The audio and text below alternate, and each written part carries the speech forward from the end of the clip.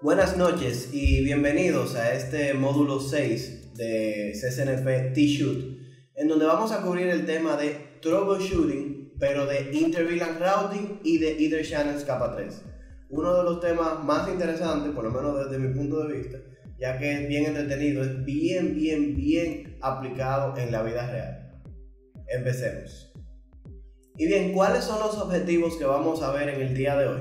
Primero vamos a empezar hablando de lo que es el Inter-VLAN Routing. Vamos a dar un pequeño resumen, bien concentrado, bien rápido, porque ya se supone que lo sabemos de módulos anteriores y sobre todo de CCNP Route y CCNP Switch. Vamos a hablar qué consiste el Inter-VLAN Routing, los diferentes modos, que vamos a ver el troubleshooting de cada uno de estos modos, específicamente el modo de Router on Stick y modo de SVI o Switch Virtual Interface. Entonces aquí vamos a cubrir básicamente todo bien resumido, para entonces luego empezar con la parte de troubleshooting. Vamos a ver cuáles son los problemas comunes que vamos a encontrar en el esquema de Router on Stick y cuáles son los comandos especiales para saber cómo hacer troubleshooting de estos problemas. Luego vamos a pasar entonces a hacer troubleshooting de lo que son los SVI. Esta es una metodología que ya habíamos visto en CCNP Switch, donde creamos interfaces virtuales para routear en switches capa 3. Entonces vamos a conocer cuáles son esos comandos, cuáles son los problemas que ocurren dentro de este tipo de switch cuando estamos usando SVI. Y luego vamos a hacer troubleshooting de los puertos capa 3. Si se recuerdan de la parte de CCNP Switch, un puerto puede operar en capa 3 o en capa 2, dependiendo si tiene o no el comando switch port. Eso lo vamos a cubrir ahora. ¿Cuáles son los troubleshooting? Van a ver que realmente no existe mucho troubleshooting cuando estamos haciendo configuración a nivel de router ports. Es simplemente tener 2 o 3 detallitos en cuenta.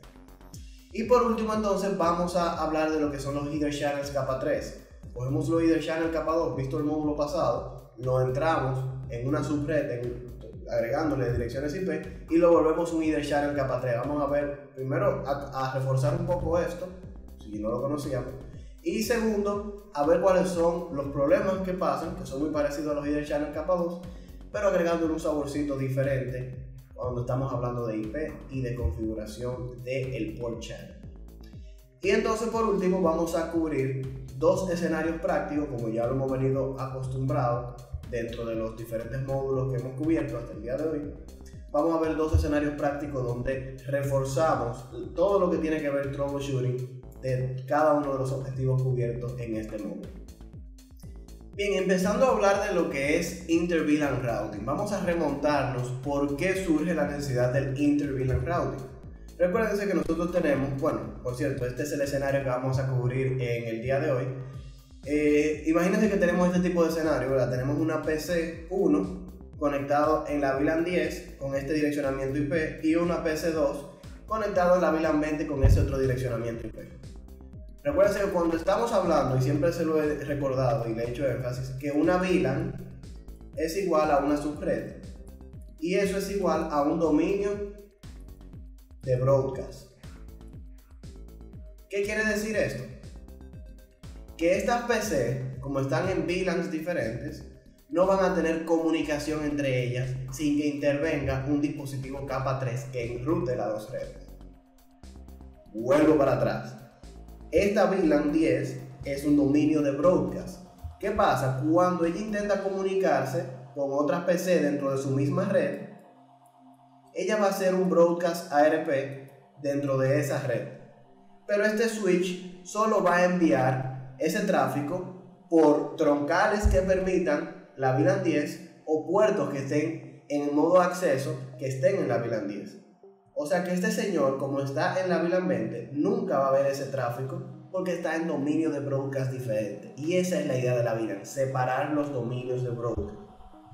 Ahora bien, en módulos pasados, bueno, realmente en CCNP Switch y en CCNA, ¿verdad?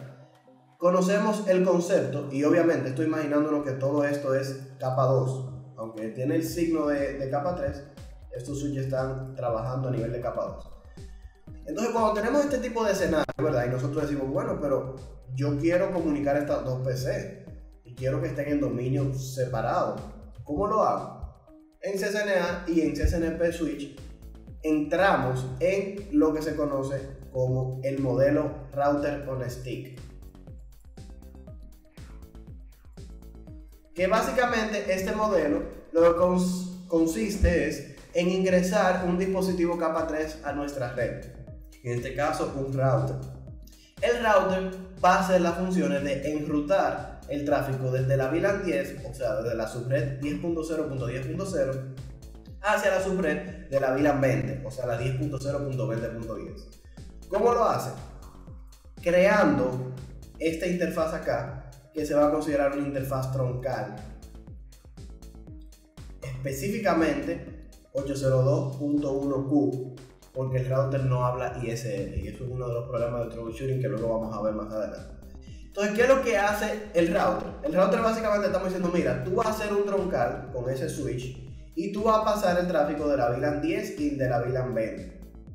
Y creamos subinterfaces dentro de la VLAN 10 y otra subinterfaz dentro de la VLAN 20. De manera que cuando este señor intente enviar tráfico hacia este, o sea, desde la VLAN 10 a la VLAN 20, porque son dos subredes aparte, él va a usar su gateway, que en este caso va a ser el router, a través de la subinterfaz con la VLAN 10. Eso es muy importante entender. La PC se configura con el gateway y el gateway es la IP de la subinterfaz de la VLAN 10. Y del mismo modo, cuando la VLAN 20 quiere comunicarse con la VLAN 10, envía eso a su default gateway, que va a ser a través del troncal hacia la subinterfaz de la VLAN 20 del router.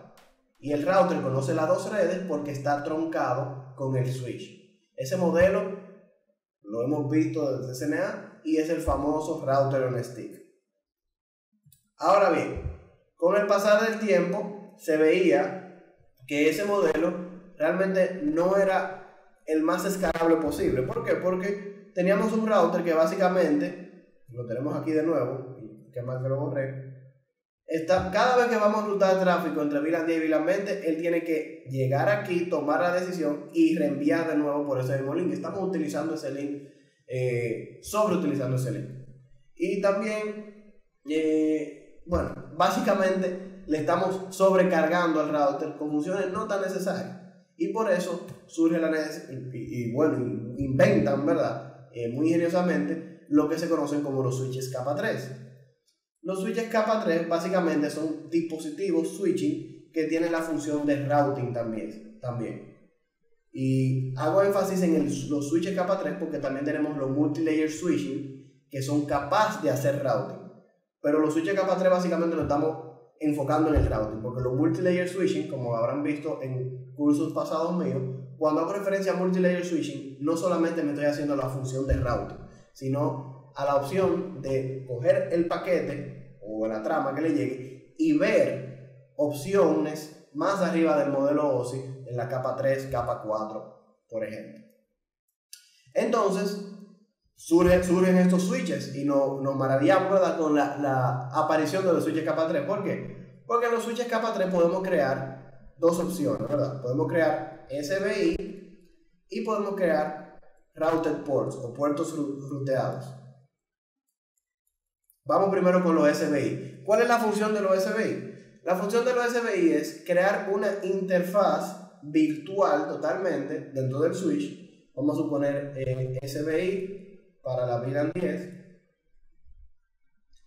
Y ese SBI va a tener una dirección IP porque es una interfaz capa 3, pero que es virtual. O sea, por ejemplo, puedo poner un IP aquí, 10.0.10.1/24. Y ahora, cada vez que un puerto dentro de la VLAN 10, cada vez que se configura un puerto dentro de la VLAN 10, o ya sea cada vez que se permita a través de un troncal la VLAN 10, va a poder conectarse automáticamente y ver ese SBI. Va a poder verlo, va a poder darle pin. De hecho, si yo entro a esta PC, y este puerto está configurado con la VLAN 10 y este troncal está pasando la VLAN 10, yo voy a poder darle ping a ese SBI porque es una interfaz, lo único que virtual. Entonces la idea detrás de todo esto es que yo, por ejemplo, en este switch cree también un SBI para la VLAN 20 y ponga la IP 10.0.20.1/24. Esto en la VLAN 20, este troncal permite las dos VLAN y en ese escenario ya yo tengo enrutamiento entre esas dos redes. La red de la VLAN 10 y la red de la VLAN 20, utilizando al switch 1, las funciones de routing del switch 1 y utilizándolo a él como el default gateway para ambas redes. Yo puedo enviar mi información de la VLAN 10, pasa por el troncal de la VLAN 10, llega a mi SBI que está en la VLAN 10, ve en su tabla de enrutamiento y dice, ok, yo tengo que enrutarlo hacia la VLAN 20. Lo enruta por la VLAN 20, pasa por el troncal de la VLAN 20 y llega al puerto de acceso en la VLAN 20. Y esa es las bondades, las múltiples bondades que tiene la configuración de Inter-VLAN Routing utilizando SBI. Bien, ahora, ¿cuál es la función de los famosos? Recuerden que les dije dos, SBI y Routed Ports. ¿Qué es lo que hacen los Routed Ports? Los Routed Ports básicamente van a funcionar como interfaces capa 3 normales de los routers. Imaginémonos que entre estos dos switches que están operando a nivel de capa 3, tenemos ese enlace que lo conecta a los dos y queremos que ese enlace sea un enlace punto a punto con una subred /30. Por ejemplo, la 10.10.50.0/30, donde esta es la punto 1 y esta es la punto 2. ¿Cómo lo hacemos eso?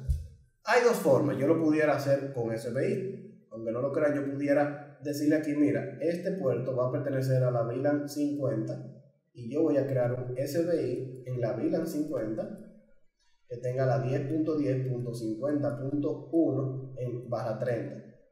Igual aquí, un SBI para la VLAN 50, 10.10.50.2 y ese puerto me aseguro que esté en la VLAN 50. Yo lo puedo hacer así y me va a funcionar perfectamente bien. O lo que puedo hacer es ingresar a la interfaz FASI N010 de ambos switches, utilizar el comando no switch port para decirle que nosotros estamos deshabilitando las funciones de switch de ese puerto y lo estamos configurando como un puerto capa 3.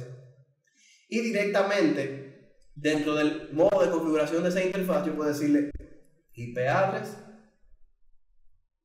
10.10.50.1 y de igual manera puedo hacerlo así mismo con el switch 2. O sea que básicamente, resumiendo todo lo que vimos, Inter-VLAN Routing, primero router on stick, segundo con SBI y por último routed ports, que realmente no es para hacer, no digamos Inter-VLAN Routing, sino para hacer routing a nivel general, pero que se usa para escenarios específicos y eso es lo que entonces vamos a estar haciendo troubleshooting de esas tres modalidades en el día de hoy.